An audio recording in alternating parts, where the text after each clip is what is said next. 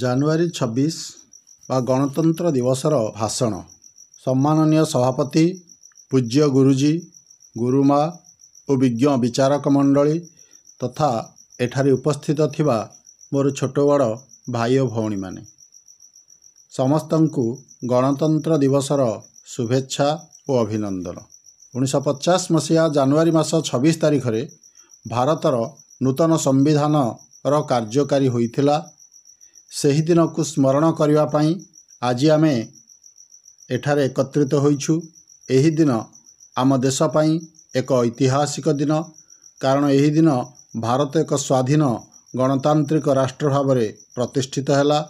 ଏହି ଦିନଟି ଆମକୁ ଆମର ଅଧିକାର ଏବଂ କର୍ତ୍ତବ୍ୟ ବିଷୟରେ ଅବଗତ କରାଏ ଏବଂ ଆମକୁ ବଞ୍ଚିବାର ଏକ ନୂତନ ରାସ୍ତା ଦେଖାଇବାକୁ ପ୍ରେରଣା ପ୍ରଦାନ କରେ। ଗଣତନ୍ତ୍ର ଦିବସର ଗୁରୁତ୍ୱ କେବଳ ସମ୍ବିଧାନର କାର୍ଯ୍ୟକାରୀରେ ସୀମିତ ନୁହେଁ।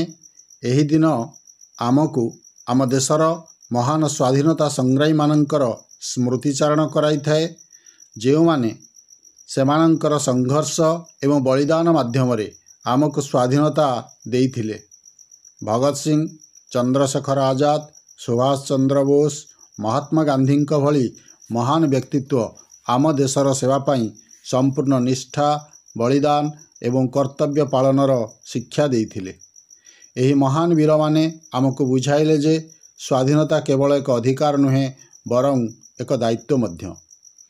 ଆଜି ଯେଉଁ ସମ୍ବିଧାନ ଅଧୀନରେ ଆମେ ବାସ କରୁଛୁ, ତାହା ଆମର ଗଣତାନ୍ତ୍ରିକ ମୂଲ୍ୟବୋଧର ପ୍ରତୀକ। ଏହି ସମ୍ବିଧାନ ଆମକୁ ସମାନତା, ସ୍ୱାଧୀନତା ଏବଂ ନ୍ୟାୟର ଅଧିକାର ପ୍ରଦାନ କରେ। ଏହି ସମ୍ବିଧାନ ଆମକୁ ସ୍ମରଣ କରାଏ ଯେ ପ୍ରତ୍ୟେକ ବ୍ୟକ୍ତିଙ୍କର ସମ୍ମାନର ସହିତ ବଞ୍ଚିବାର ଅଧିକାର ଅଛି। କିନ୍ତୁ ଏହା ସହିତ ଆମକୁ ବୁଝିବାକୁ ହେବ ଯେ ସ୍ୱାଧୀନତା କେବଳ ଅଧିକାର ଉପଭୋଗ କରିବା ମଧ୍ୟରେ ସୀମିତ ନୁହେଁ, ବରଂ କର୍ତ୍ତବ୍ୟ ପାଳନ କରିବା ମଧ୍ୟ ସମାନ ଗୁରୁତ୍ୱପୂର୍ଣ୍ଣ।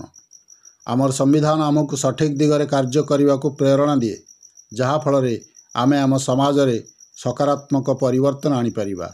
ଏହା ଆମ ଦେଶକୁ ପ୍ରଗତି ପଥରେ ଆଗେଇ ନେବାରେ ସହାୟକ ହେବ। ଆମ ଦେଶର ବିଭିନ୍ନତା ମଧ୍ୟରେ ଏକତା ଏବଂ ଜାତି, ଧର୍ମ, ବର୍ଣ୍ଣ ଓ ସମ୍ପ୍ରଦାୟ ନିର୍ବିଶେଷରେ ସମସ୍ତଙ୍କ ପ୍ରତି ସମ୍ମାନ ପ୍ରଦର୍ଶନ ଗଣତନ୍ତ୍ର ଦିବସର ପ୍ରକୃତ ଭାବନା। ଏହି ଏକତା ଏବଂ ଅଖଣ୍ଡତା ବଜାୟ ରଖିବା ଏବଂ ଆମ ଦେଶକୁ ଏକ ସମୃଦ୍ଧ ତଥା ଶକ୍ତିଶାଳୀ ରାଷ୍ଟ୍ରରେ ପରିଣତ କରିବା ଆମର ସମସ୍ତଙ୍କର କର୍ତ୍ତବ୍ୟ। ଆଜିର ଏହି ଗୁରୁତ୍ୱପୂର୍ଣ୍ଣ ଦିବସ ପାଳନ ଅବସରରେ ଆମେ ସମସ୍ତେ ଏହି ସଂକଳ୍ପ କରିବା ଉଚିତ ଯେ ଆମେ ଆମ ଦେଶ ପାଇଁ ସର୍ବଦା ସତ୍ୟ, ସଚ୍ଚୋଟତା ଏବଂ କଠିନ ପରିଶ୍ରମ ସହିତ କାର୍ଯ୍ୟ କରିବା।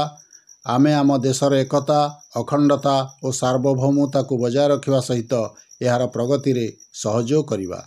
ସର୍ବଶେଷରେ ଗଣତନ୍ତ୍ର ଦିବସ ଆମକୁ ସ୍ମରଣ କରାଏ ଯେ ଆମେ ସମସ୍ତେ ଭାରତୀୟ ଏବଂ ଆମ ସମସ୍ତଙ୍କର ଗୋଟିଏ ଲକ୍ଷ୍ୟ ହେଉଛି ଆମ ଦେଶକୁ ବିଶ୍ୱର ସବୁଠାରୁ ଶକ୍ତିଶାଳୀ ଏବଂ ସମୃଦ୍ଧ ଦେଶ ଭାବେ ଗଢ଼ି ତୋଳିବା। ଏତିକି କହି ମୁଁ ମୋର ବକ୍ତବ୍ୟ ଶେଷ କରୁଛି। ଜୟ ହିନ୍ଦ। ଯଦି ଭିଡ଼ିଓଟି ଭଲ ଲାଗିଥାଏ ତେବେ ଏହାକୁ ଲାଇକ୍, କମେଣ୍ଟ ଆଉ ସେୟାର କରିବା ସହିତ ମୋ ଚ୍ୟାନେଲରେ ନୂଆ ହୋଇଥିଲେ ସବସ୍କ୍ରାଇବ୍ କରିବାକୁ ଭୁଲିବେ ନାହିଁ। ରହିଲି, ଧନ୍ୟବାଦ।